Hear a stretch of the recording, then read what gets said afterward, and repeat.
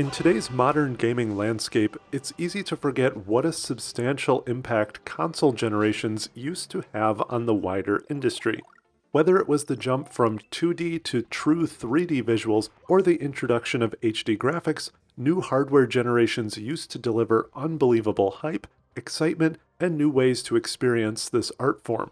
However, I think one underappreciated jump was the transition from the Nintendo 64 to the GameCube, a system that remains underrated in many ways. This generation of consoles is legendary across platforms, but I think the GameCube in particular remains underappreciated in terms of visuals.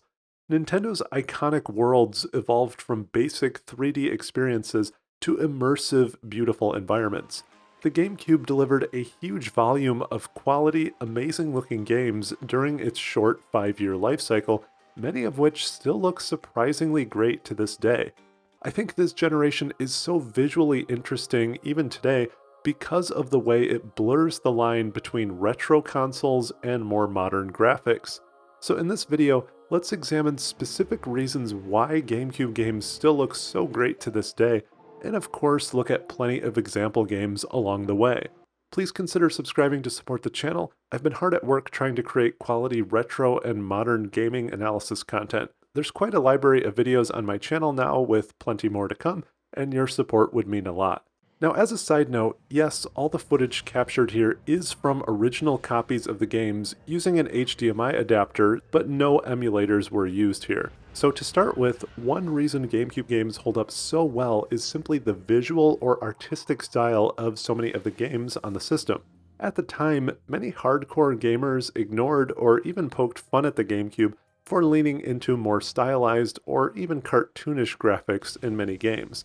The purple lunchbox gets the last laugh though, as many of those games have aged significantly better than more mature or realistic competing titles. For example, StarFox Adventures is a stylized third-person adventure game that has aged quite well in terms of visuals. This game looked absolutely incredible when it launched on GameCube in 2002, over 2 decades ago. Amazing fur and water effects, day and night cycles, rich environments, above-average animation, 60 frames per second, and even widescreen support, a rarity for console games at the time, this one really had it all. I personally would love to see some sort of remaster or HD port of this game, but that's a topic for another video. F-Zero GX is another stylized, fantastic-looking GameCube game that has aged incredibly well. This blazing fast racer still looks and feels great to play even in 2024. I think with a simple resolution bump or maybe some minor texture cleanup, you could have a compelling remaster or re-release. Let's hope Nintendo decides to do this. I think F-Zero actually still looks better stylistically than a lot of more modern arcade sci-fi style racing games. That's certainly not a criticism of modern developers, but rather a testament to how great this original game looks. And there's no shortage of stylized games to pick from. Legend of Zelda Wind Waker still looks very good over 20 years later. It's impossible for the graphics of this game to ever completely age out of relevance, since they're so distinct and so perfectly realized. The gameplay is still smooth and feels like playing a quality cartoon. The same goes for titles like Paper Mario and the Thousand Year Door, which also still looks great in its own way, even against the stunning remake that was released in 2024. This game showcases how a perfectly realized vision never really grows old. Now, I do want to point out that the GameCube certainly was capable of successfully producing more realistic-looking games. I think a lot of people forget that Resident Evil 4 was originally a GameCube exclusive for a period of time, and one of the most technically impressive games of its generation. This game featured highly detailed and interactive environments, thick atmosphere, and super high-quality animations. I remember thinking this game felt sort of next-gen well before the later generation actually arrived. Rogue Squadron 2 was also an incredible-looking GameCube game that leans into a more realistic art style. This title was actually a launch title for the system, so what we're looking at here is a direct capture of a 23-year-old console game, which is sort of wild. I remember being in awe of this game when I first acquired my GameCube. As a kid, I thought some parts looked just like the movies. Even other Star Wars fans in my house who didn't play video games stopped to ask about this game because it looked unlike anything else they had seen me play. Evolving from the visuals of the N64 to this, well, that's the type of console generation leaps we used to see. There's also a number of games that sort of walk the line between stylized and realistic graphics to great effect. For instance, Metroid Prime 1 and 2 successfully blend stylized graphics with those more realistic, darker world environments. These games hold up incredibly well to this day. Personally, I've always thought Metroid Prime 2 Echoes is the best looking GameCube game overall due to the way it combines so many different graphical elements in such a dense and complex world. The scope of this game is just crazy for the system. The Prime games are a great segue into the second reason I think GameCube games hold up so well, which is just the hardware itself. I think people forget that the GameCube is essentially the last generation in which Nintendo attempted to keep pace with competitors in terms of technical specs for their console hardware.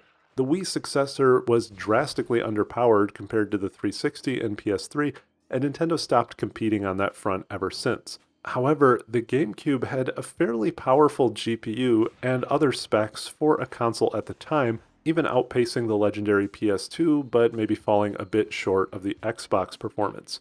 More specifically though, the GameCube hardware was really capable of pushing a lot of polygons compared to the previous generation.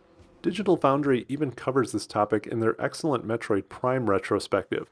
Many GameCube games chose to rely on dense geometry rather than complex texturing or lighting tricks because the hardware was capable of churning out so many polygons. The crumbling Chozo ruins in Metroid Prime are full of dense geometry, and the Sanctuary Fortress in Prime 2 looked almost impossible for that generation at the time. I mean, just look at this environment design. This is 3 generations ago and 20 years old. In its own way, Luigi's Mansion also effectively demonstrated this right at the launch of the console. I remember being impressed at how detailed the environments of this game were when compared to those on the N64. A third compelling reason that GameCube games hold up so well is the wide support for 60 frames per second gameplay. Super Smash Bros. Melee, Prime 1 and 2, F-Zero GX, StarFox Adventures, Paper Mario, Rogue Squadron, Mario Kart Double Dash, so many games on this system ran at 60 FPS, something that isn't a guarantee even with modern games. In 2024, 60 FPS helps GameCube games to feel very responsive and smooth despite their age, which reduces the feeling that you're playing a dated game. And the last reason I think GameCube games hold up so well is something I can only describe as Nintendo magic. Nintendo have always been masters at extracting maximum performance and visuals out of their systems, even when they're underpowered. These skills have recently gone into overdrive during the Switch generation. Impossible masterpieces like Tears of the Kingdom and Metroid Prime Remastered push the Switch to its limits. Due to these skills, most Nintendo games on GameCube look pretty great even for titles where visuals weren't necessarily a major focus.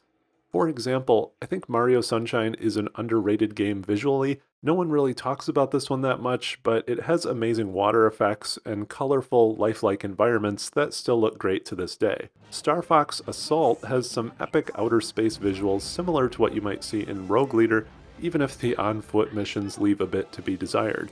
Those outer space moments still look great, and they're fun to play even today. I also want to give a shout out to the Pikmin games, which I think is probably Nintendo's most underrated franchise, particularly Pikmin 2, which was a beautiful game in its own way at the time. These games feature a lot of detail in tiny landscapes with great water and environmental effects, and allow you to control 100 tiny minions, all with their own animations and micromanaged tasks. Mario Kart Double Dash still looks and feels great to this day. In my opinion, this game actually looks a little bit better than Mario Kart Wii, which I always thought had a little bit of a strange art style, but I digress. I think this is an underrated entry in the series that no one really talks about. Twilight Princess was also an impressive visual effort on the GameCube in terms of scope and overall vision, even if it's a bit uneven at times and hasn't aged quite as well as the Wind Waker in my opinion. I'm capturing this title using the Wii version, but they looked basically the same aside from widescreen support. The list goes on. Nintendo produced an insane amount of content for the GameCube in a short 5 years. I think it's also worth quickly mentioning some other great-looking third-party games besides Resident Evil 4 obviously, even if the focus here is mostly on first-party titles. I think Soul Calibur 2 in particular looks absolutely amazing for 2003. This honestly looks nearly as good as a lot of fighting games that came out for years or even generations later. I mean, just look at the environments here. Fighting games are always a great example of console visuals since they are fairly limited in scope and allow for a lot of detail to be packed into the background. This game blew me away the first time I played it, and I also love the totally over-the-top introductions of the announcer on these levels, but I digress. Hungry for souls, an evil force enslaves him. There were also some pretty good-looking third-party sports games and racing games on GameCube, though obviously most of those launched on other platforms as well. So what do you think? Do you still love the look of GameCube games? What do you think are the very best looking games on the system? Are you surprised at how well they've held up, or do you disagree with this sentiment? Please subscribe, leave a comment, and let's discuss.